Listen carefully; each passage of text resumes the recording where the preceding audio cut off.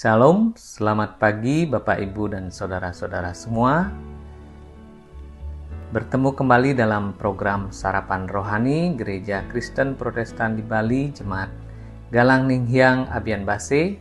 Hari ini Kamis 23 Januari 2025. Sebelum kita bersama-sama memulai segenap aktivitas kita, mari kita merenungkan dua ayat Alkitab dalam bacaan puji dan janji hari ini. Namun sebelumnya, mari kita awali di dalam doa. Bapa kami yang di surga, kami mengucap syukur atas kasih dan rahmat Tuhan yang selalu baru tiap pagi bagi kami. Terima kasih atas tidur yang baik di malam lalu, sehingga pada pagi hari ini kami bisa bangun dengan tubuh yang segar. Terima kasih atas keluarga yang Tuhan anugerahkan bagi kami. Terima kasih atas kekuatan kesehatan. Terima kasih atas kondisi apapun yang Tuhan sudah izinkan terjadi dalam hidup kami. Tuhan, ajar kami senantiasa mensyukuri segenap hal yang boleh Tuhan izinkan terjadi dalam hidup kami, karena hal itu kami yakini yang terbaik yang Tuhan berikan bagi kami. Tuhan, kami akan memulai hari kami, namun sebelumnya kami rindu untuk mendengarkan sebagian kecil dari firman-Mu. Tuhan, Engkau yang kiranya menunjukkan kebenaran melalui perenungan firman pagi ini. Dan biarlah hal itu bisa menuntun kami di dalam kami melakukan segenap aktivitas kami. Terima kasih Tuhan, kami berdoa dan mengucap syukur mengawalinya di dalam nama Tuhan kami, Yesus Kristus. Amin. Renungan kita pagi ini diberi tema hati yang terbuka di hadapan Allah. Ayat Alkitab dalam bacaan puji dan janji hari ini terambil dari Ayub 13 ayat 9. Apakah itu baik kalau Ia, Allah, memeriksa kamu? Atau dapatkah kamu menipu Dia seperti menipu manusia? Kemudian bacaan yang kedua dari Lukas 16 ayat 15. Lalu ia berkata kepada mereka, orang Farisi, kamu membenarkan diri di hadapan orang, tetapi Allah mengetahui hatimu. Sebab apa yang dikagumi manusia, dibenci oleh Allah. Saudara-saudara yang terkasih dalam Kristus, hari ini kita akan merenungkan bagaimana hidup kita di hadapan Allah yang Maha Tahu. Ayat-ayat yang kita baca menantang kita untuk memeriksa hati dan sikap hidup kita. Allah tidak melihat apa yang terlihat di luar, tetapi menyelidiki hati kita yang terdalam. Hal ini mengingatkan kita untuk hidup dengan integritas dan kejujuran di hadapannya. Jika kita membaca Ayub 13 ayat 9, ayat ini diambil dari perkataan Ayub yang di dalam penderitaannya memahami bahwa manusia tidak dapat menipu Allah. Kita mungkin dapat menipu orang lain, bahkan diri kita sendiri. Tetapi tidak ada yang tersembunyi di hadapan Allah. Dia mengetahui segala pikiran, niat, dan tindakan kita. Contoh sederhana, seorang siswa mungkin menyontek saat ujian tanpa ketahuan oleh guru. Tetapi Tuhan mengetahui apa yang terjadi. Contoh ini menunjukkan bahwa apa yang manusia anggap remeh, Tuhan melihat sebagai hal yang serius. Hidup kita adalah sebuah kitab terbuka di hadapan Allah, dan tidak ada sesuatu pun yang tersembunyi darinya.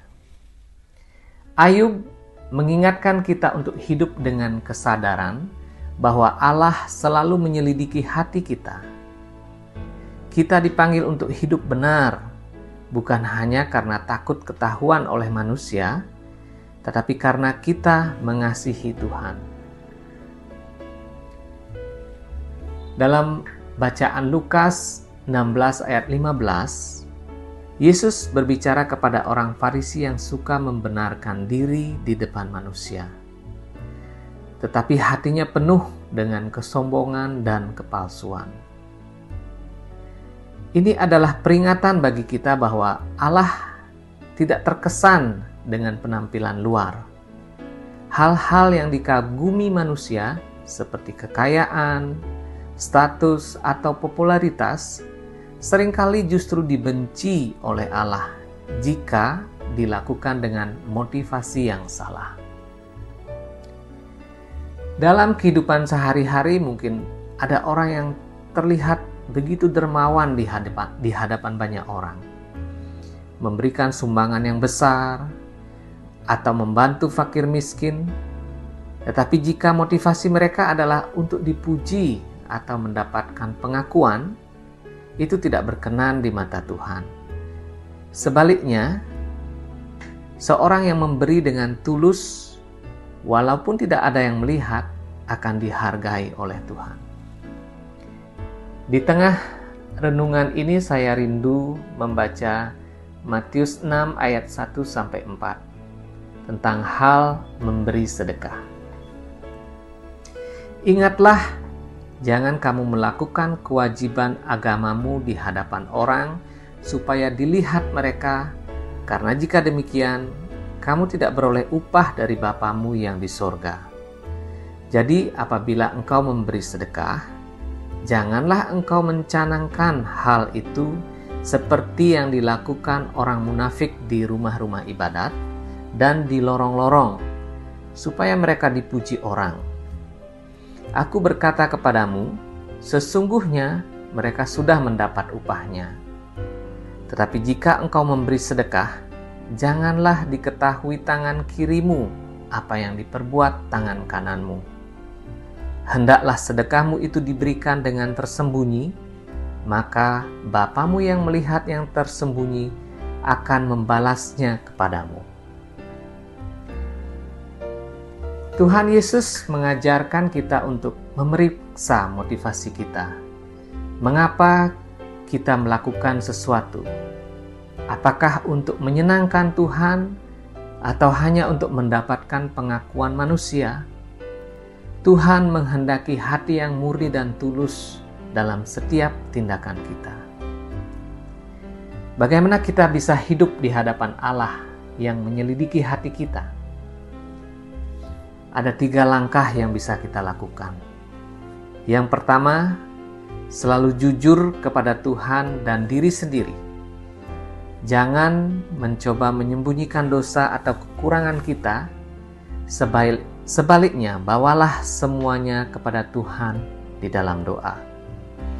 Yang kedua, mari periksa motivasi kita. Tanyakan pada diri sendiri, mengapa saya melakukan ini? Apakah ini untuk kemuliaan Tuhan atau untuk kepentingan pribadi saya? Yang ketiga, mari berserah kepada Tuhan. Kita tidak akan pernah sempurna, tetapi ketika kita mengakui kelemahan kita dan berserah kepadanya, Tuhan akan menolong kita untuk hidup sesuai kehendak-Nya. Ayub 13 dan Lukas, Ayub 13 ayat 9 dan Lukas 16 ayat 15 mengingatkan kita bahwa hidup kita tidak bisa disembunyikan dari Allah. Dia mengetahui hati kita, dan Dia ingin kita hidup dalam kejujuran dan ketulusan. Pertanyaannya, apakah hidup kita dalam hari-hari yang kita lalui ini benar-benar menyenangkan hati Tuhan? Mari kita jadikan pertanyaan ini sebagai refleksi dalam kita memulai hari ini. Amin. Mari kita berdoa. Bapa kami yang di surga, tak henti-hentinya kami mengucap syukur kepadamu atas limpah rahmat dan kasih Tuhan. Terima kasih atas firman-Mu yang Kau berikan pagi ini. Tuhan, ajarlah kami hidup jujur di hadapan-Mu. Ajar kami memiliki motivasi yang benar di dalam hidup kami, bahwa hidup kami hanya untuk memuliakan nama-Mu. Tuhan, ampuni kami, acap kali kami sering di dalam hidup ini, bahkan di dalam pelayanan, motivasi kami salah. Motivasi kami adalah untuk memuliakan diri kami sendiri, untuk mencari pengakuan dari manusia. Ampuni kami Tuhan, apabila motivasi kami salah di hadapan-Mu.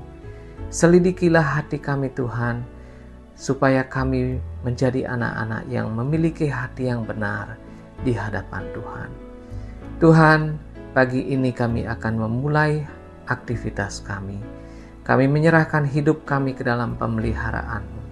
Biarlah segala aktivitas kami hari ini kami bisa lakukan dengan penuh ucapan syukur dan didasari oleh motivasi yang benar di dalam hidup kami, bahwa hidup kami adalah hidup yang harus memuliakan nama Tuhan.